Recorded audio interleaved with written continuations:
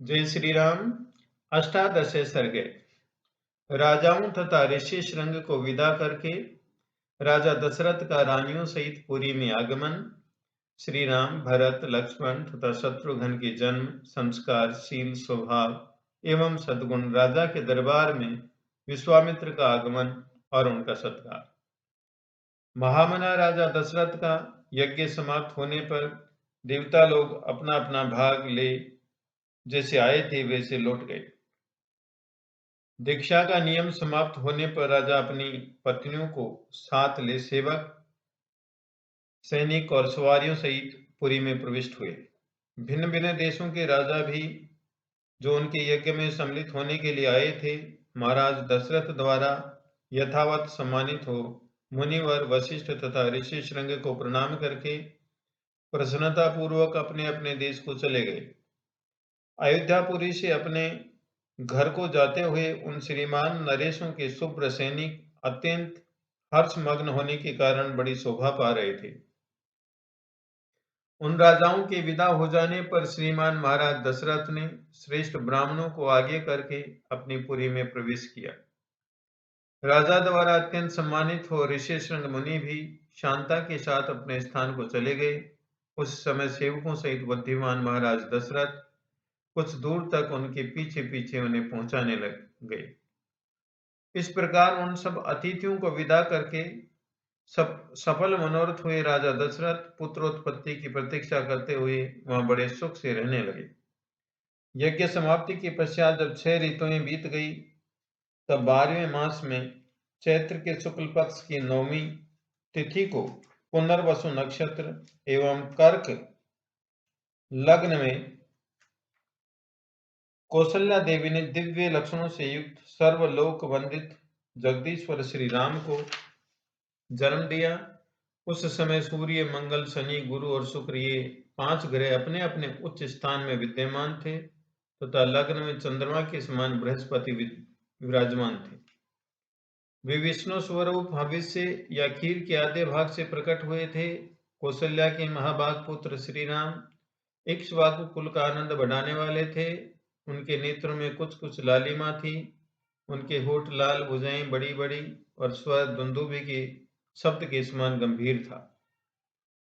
उस अमित तेजस्वी पुत्र से महारानी कौशल्या की बड़ी शोभा हुई, ठीक उसी तरह जैसे सुरश्रेष्ठ वज्रपाणी इंद्र से देव माता अदिति सुशोभित हुई थी। तदंतर कैकेयी से सत्य पराक्रमी भरत का जन्म हुआ, जो साक्षात भगवान विष्णु के स्वरूपभूत पायस खीर के चतुर्थांश से भी न्यून भाग से प्रकट हुए थे। ये समस्त सद्गुणों से संपन्न थे। इसके बाद रानी सुमित्रा ने लक्ष्मण और शत्रुघ्न इन 2 पुत्रों को जन्म दिया। ये दोनों वीर साक्षात भगवान विष्णु के अर्धभाग से संपन्न और सब प्रकार के अस्त्रों की विद्या में कुशल थे। भरत सदा प्रसन्नचित्त रहते थे। उनका जन्म पुष्य नक्षत्र तथा मीन लग्न में हुआ था। सुमित्रा के दोनों पुत्र आश्लेषा नक्षत्र और कर्क लग्न में उत्पन्न हुए थे। उस समय सूर्य अपने उच्च स्थान में विराजमान थे। राजा दशरथ के चारों महामनस्वी पुत्र पृथक पृथक गुणों से संपन्न और सुंदर थे। ये भाद्रपदा नामक 4 तारों के समान कांतिमान थे। इनके जन्म के समय गंधर्वों ने मधुर गीत गाए, अप्सराओं ने नृत्य किया, देवताओं की दुंदुभियां बजने लगी तथा आकाश से फूलों की वर्षा होने लगी। अयोध्या में बहुत बड़ा उत्सव हुआ। मनुष्यों को भारी भीड़ एकत्रित हुई। गलियां और सड़कें लोगों से खचाखच भरी थी। बहुत से नट और नर्तक वहां अपनी कलाएं दिखा रहे थे। वहां जब और गाने बजाने वाले तथा दूसरे लोगों के शब्द गूंज रहे थे। दीन दुखियों के लिए लुटाए गए सब प्रकार के रत्न वहां बिखरे पड़े थे। राजा दशरथ ने सूत, मागध और बंदीजनों को देने योग्य पुरस्कार दिए तथा ब्राह्मणों को धन एवं सहस्रों को धन प्रदान किए। 11 दिन बीतने पर महाराज ने बालकों का नामकरण संस्कार किया। उस समय महर्षि वशिष्ठ ने प्रसन्नता के साथ सबके नाम रखे। उन्होंने ज्येष्ठ पुत्र का नाम राम रखा। श्री राम महात्मा परमात्मा थे। कैकेयी कुमार का नाम भरत तथा सुमित्रा के एक पुत्र का नाम लक्ष्मण और दूसरे का शत्रुघ्न निश्चित किया। राजा ने ब्राह्मणों, पुरवासियों तथा जनपद वासियों को भी भोजन कराया। ब्राह्मणों को बहुत से उज्जवल रत्न समूह दान किए। महर्षि वशिष्ठ ने समय समय पर राजा से उन बालकों के जातकर्म आदि सभी संस्कार करवाए थे। उन सब में श्री रामचंद्र जी ज्येष्ठ होने के साथ ही अपने कुल की कीर्ति ध्वजा को फहराने वाली पताका के समान थे। वे अपने पिता की प्रसन्नता को बढ़ाने वाले थे। सभी भूतों के लिए वे स्वयंभू ब्रह्मा जी के समान विशेष प्रिय थे। राजा के सभी पुत्र वेदों के विद्वान और सूरवीर थे। सबके सब लोक हितकारी कार्यों में संलग्न रहते थे। सभी ज्ञानवान और समस्त सद्गुणों से संपन्न थे। उनमें भी सत्य पराक्रमी श्री रामचंद्र जी सबसे अधिक तेजस्वी और सब लोगों के विशेष प्रिय थे। वे निष्कलंक चंद्रमा के समान शोभा पाते थे। उन्होंने हाथी के कंधे और घोड़े की पीठ पर बैठने तथा रथ हाँकने की कला में भी सम्मानपूर्ण स्थान प्राप्त किया था। वे सदा धनुर्वेद का अभ्यास करते और पिताजी की सेवा में लगे रहते थे। लक्ष्मी की वृद्धि करने वाले लक्ष्मण बाल्यावस्था से ही श्री रामचंद्र जी के प्रति अत्यंत अनुराग रखते थे।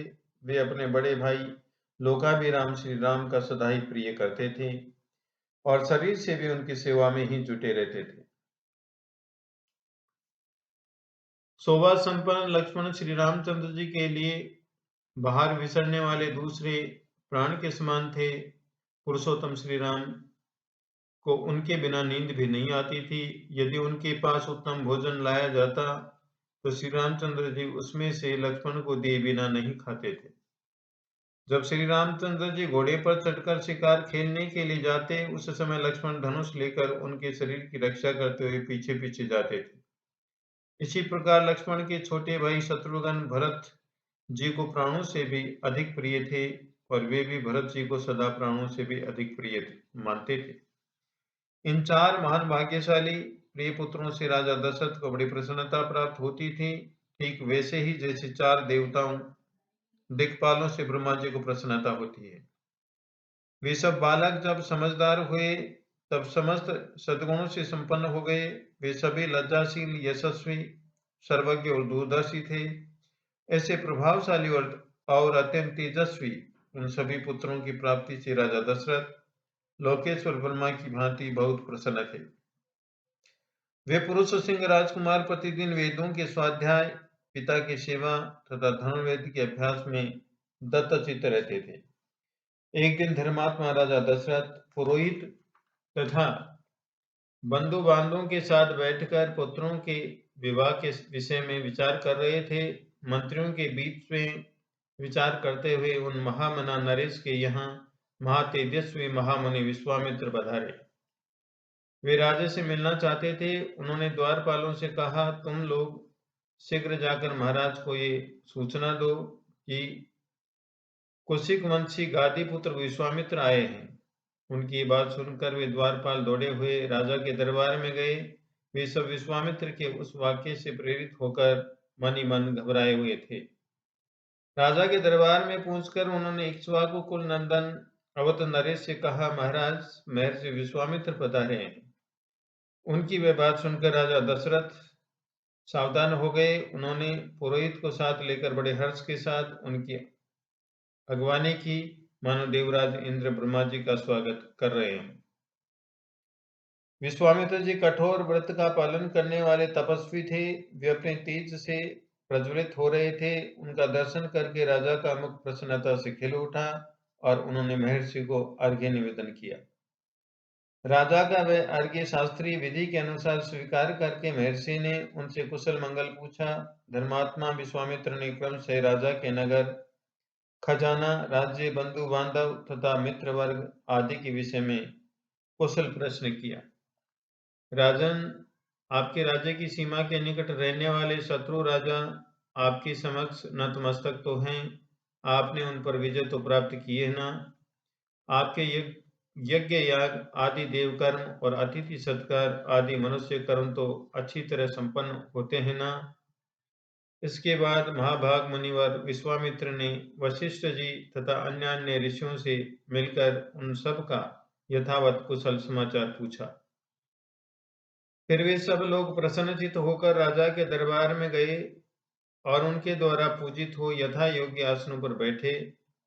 तदंतर प्रसन्नचित्त परम उदार राजा दशरथ ने पुलकित होकर महामुनि विश्वामित्र की प्रशंसा करते हुए कहा, महामुनि, जैसे किसी मरण धर्मा मनुष्य को अमृत की प्राप्ति हो जाए, निर्जल प्रदेश में पानी बरस जाए, किसी संतानहीन को अपने अनुरूप पत्नी के गर्भ से पुत्र प्राप्त हो जाए, खोई हुई निधि मिल जाए तथा किसी महान उत्सव से हर्ष का उदय हो, उसी प्रकार आपका यहाँ शुभागमन हुआ है, ऐसा मैं मानता हूँ। आपका स्वागत है। आपके मन में कौन सी उत्तम कामना है जिसको मैं हर्ष के साथ पूर्ण करूं? ब्रह्मन, आप मुझसे सब प्रकार की सेवा लेने योग्य उत्तम पात्र हैं। मानद मेरा वो भाग्य है जो आपने यहाँ तक पधारने का कष्ट उठाया। आज मेरा जन्म सफल और जीवन धन्य हो गया। मेरी बीती हुई रात सुंदर प्रभात दे गई, जिससे मैंने आज आप ब्राह्मण शिरोमणि का दर्शन किया। पूर्व काल में आप राजऋषि शब्द से उपलक्षित होते थे, फिर तपस्या से अपनी अद्भुत प्रभा को प्रकाशित करके आपने महर्षि का पद पाया। अतः आप राजऋषि और ब्रह्म ऋषि दोनों ही रूपों में मेरे पूजनीय हैं। आपका जो यहाँ मेरे समक्ष शुभागमन हुआ है, ये परम पवित्र और अद्भुत है। प्रभु, आपके दर्शन से आज मेरा घर तीर्थ हो गया। मैं अपने आप को पुण्य क्षेत्रों की यात्रा करके आया हुआ मानता हूँ। बताइए, आप क्या चाहते हैं? आपके शुभागमन का शुभ उद्देश्य क्या है?